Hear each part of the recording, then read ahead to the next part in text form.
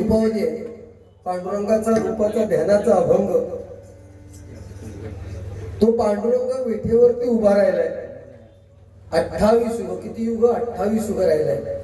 काय करतोय उभा राहून? तर आपल्या प्रिय भक्ताची वाट बघतोय. त्याचा प्रिय भक्त कोण? भक्त पुंडलिक. कोण भक्त पुंडलिक? आई बापाच्या गळ्यात दोरी, बायकोला खांद्यावर घेऊन फिरणारा पुंडलिक आपल्या आई वडिलांची महती कळल्यानंतर एवढा त्यांच्या सेवेमध्ये गर्क झालाय की साक्षात पांडुरंग भेटीला आले. त्यांच्या दिशेने वीट फेकली आणि त्या पांडुरंगाला 28 युग विठेवरती उभं केलंय. सत्य, त्रेता, द्वापर आणि कलियुग चालू आहे तरी पांडुरंग विठेवरती उभा आहे. याचाच अर्थ अजून आपल्या आई वडिलांची सेवा पुंडलिकाची संपलेली नाहीये. ज्या दिवशी पुंडलिकाची आई वडिलांची सेवा संपेल त्या दिवशी तुमका पांडुरंग विठेवरती दिसणार नाही. ही आई वडिलांची सेवा करताना पांडुरंग एवढा खुश झालाय आणि ते आपल्या प्रिय भक्ताला सांगतोय, पुंडलिका ऐक, जिथे जिथे भजन कीर्तन प्रवचन होईल तिथे भजनाची कीर्तनाची कशाची सुरुवात करताना तुझं नाव अगोदर घेतलं जाईल. म्हणून आपण काय म्हणतो, पुंडलिक वरदे हरी विठ्ठल. असं ह्या म्हणण्याचं कारण काय? म्हणजे एवढी श्रेष्ठता त्या आई वडिलांच्या सेवेमध्ये आहे. बघा, मी मगाशी सांगितलं की मळीपासून पार्वतीने मातृपुत्र बनविला, मुंडके कापून गजासुराचे गणपती केले. त्याला मळीपासून पार्वतीने एक बाळ बनवलं आणि त्याला उभं केलं द्वारावरती की कोणाला आतमध्ये पाठवू नकोस म्हणून. शंकर महादेवाला ओळखलं नाही, आईची आज्ञा मानली, विरोध केला. शंकर महादेवाला राग आला, त्याची मुंडी धडा वेगळी केली. आईला जेव्हा पार्वतीला सांगितलं माझं बाळ जिवंत पाहिजे, शंकर महादेव देवच ते, त्यांना महादेव म्हटलेलं आहे. शंकर महादेवांना 33 कोटी देवतांमध्ये असो एकच देव आहे, बाकीचे सगळे देव, पण एकच देव असो की त्याला महादेव म्हटलेलं. का महादेव म्हटलेलं आहे? तर समुद्र मंथनातून जे विष बाहेर पडलं ते बाकी कोण घेऊन तयार नाही होतो. त्या शंकर महादेवाने ते घेतलं आणि आपल्या एका गळ्यामध्ये साठवलं म्हणून त्याला महादेव म्हटलेलं आहे. आणि गळ्यात साठल्यामुळे गळा काळा वेळ झाला म्हणून त्याला नीलकंठ म्हटलेलं आहे.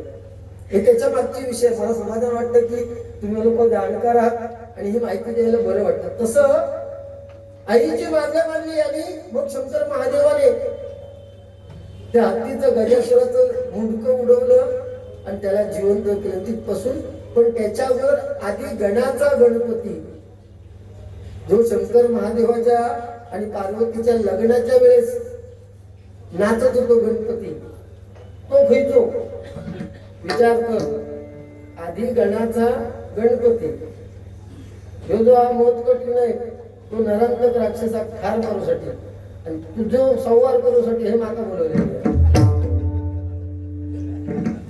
काय बोलणार हो या माणसाला? नाही, काय बोलायची काही गरज लागत नाही, कारण काय माझ्याकडे देण्यासारखं आहे. आणि सुरुवातीला ते काहीच बोलले नाही. समजा मी आता बोललो त्याला काहीतरी वेळ वाकडं तर तुम्ही म्हणणार या गुंड्यात किडे आहेत म्हणताना तुम्ही.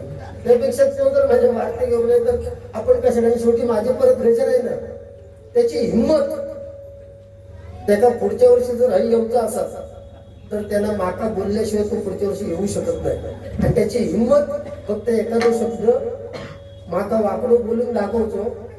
मग तू आणि मी मंडळी कोण नसली ना समोर, फक्त ताडपत्री जरी असली तरी मी तुका इकडे उघडं करून पाठवणार. लक्षात ठेव, तो बिंदू सांगून आहे. बरोबर? हा, त्यामुळे आपण आपला काय सादर करूचा आणि वाटेल लागायचा. बरोबर ना?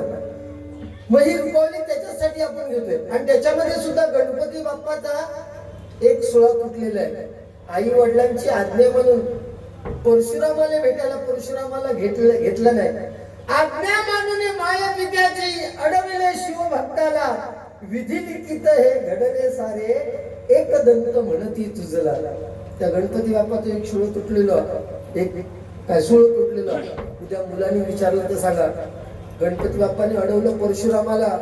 परशुराम आणि गणपती बाप्पांचं घनघोर युद्ध झालं आणि जो परशु फेकला तो गणपती बाप्पाने आपल्या सुळ्यावरती घेतला म्हणून त्याचं एक सुळ तुटलेलं. ह्या गोष्टी आपण मुलांना सांगितल्या पाहिजेत, बरोबर ना? पूर्वी आई घास भरवताना आपल्याला जर भूक, आपण तुमचं लहानपण आठवा, आपल्याला जर भूक लागली तर आई कुठेतरी झाडाझुडपात घेऊन जायची आणि घास भरवायला द्यायची. ह्यो पण खूप हट्टी होतो, ह्यो खूप हट्टी. लहानपणी जेवायचो नाही तेव्हा आजी कुठेतरी एका कमरेवरनं बाहेर न्यायची, झाडाझुडपात जगायची. श्रीकांत, हा चिवूचा घास घे. की तो चिवूचो घास पटापट खाय. परत चिवूचो घास घेऊन गेला की तुझा आजी काका चिवूचो नको का आजी सांगा, श्रीकांत कुत्र्याचो खा घास, काही पटापटा काय. नंतर आजी जागा कुत्र्याचो नको, आता हे शेवटचो गाढवाचो खा घास, काय पटापटा खायचो. या गुंडू जाऊन बोलू शकता, बोलू शकत नाही तो. त्याची हिंमत, फक्त बोलत काय बोलणार, साधे साधी गोष्टी कळत नाही. तुमच्या माहितीसाठी सांगतोय, परवा त्याची आजी आजारी पडली. आजी भुवनची आहे, 70-80 वर्षाची आजी. तिला सर्दी खोकला काहीतरी झाला. तो डॉक्टरांकडे घेऊन गेलो आणि डॉक्टरांनी औषध दिलं आणि डॉक्टर म्हणाले की हलवून द्या म्हणून. दवा दिलेला, हलवून द्या. ह्यो घराकडे येलो आणि म्हातारे जीव जाय तर हलवले. दुसऱ्या दिवशी आजी प्राण सोडले. औषध हलवून द्या म्हटल्यानंतर आजी हलवल्या आणि ते का औषध दिले. म्हणजे काय कर, त्यामुळे ह्याला काय बोलणार आपण. त्यामुळे तुझी मग अख्खी येतात की उद्देश तोच आहे की तरुण पिढीला भ्रष्टाच्या माध्यमातून सांगतोय की आपल्या आई वडिलांची सेवा, सोन्यासारखे आपले आई वडील आहेत. आपले आई वडील आपल्यासाठी किती काबाड कष्ट काढतात याचा प्रत्येक मुलांनी आणि मुलींनी विचार केला पाहिजे. मुलाचं आणि मुलीचं वागणं समाजात असं असायला पाहिजे की आपल्या आई वडिलांची मान समाजात ताठ राहिली पाहिजे, तर मुलाचं आणि मुलीचं वागणं उपयोगाला येईल. लक्षात ठेवा. नाहीतर आज कित्येक कॉलेजला जाणारी मुलं आपल्या बापाच्या अंगावर धावून जाताना आम्ही पाहिले. बाप भलं चुकीचं सांगत असेल पण त्या बापाचं मन कधी धोकू नका, कारण कित्येक पावसाळ्यात तुमच्यापेक्षा जास्त त्या बापाने, कुठलाही बाप आपल्या मुलाला चांगलं वळण लावावं याचसाठी बोलत असतो. हे प्रत्येकाने ओळखलं पाहिजे. पैसा पैसा पैसा करून काय उपयोग नाही. लक्षात घ्या, पैसा इथेच राहणार. आपण जिच्याशी संसार केलाय ना 50-60 वर्षाचा, उद्या आपण मेल्यानंतर आपली बायको घराच्या उंबरट्याच्या बाहेर येणार नाही. प्रत्येकाने लक्षात ठेवायचंय. आपले मित्र परिवार, आपले नातेवाईक जे आपल्या मैता गेलेत ना, ते स्मशानापर्यंत सोडून मागे जाणार. आणि आपण ज्याला जन्म दिलाय तो आपला रक्ताचा पोरगा कांडा पेटून वाटेक लागतो आणि 7-12 नाव केव्हा लागतो याची वाट बघतो. लक्षात ठेवा. म्हणून प्रत्येकाने नामस्मरण, तुमचं कर्म चांगलं करा.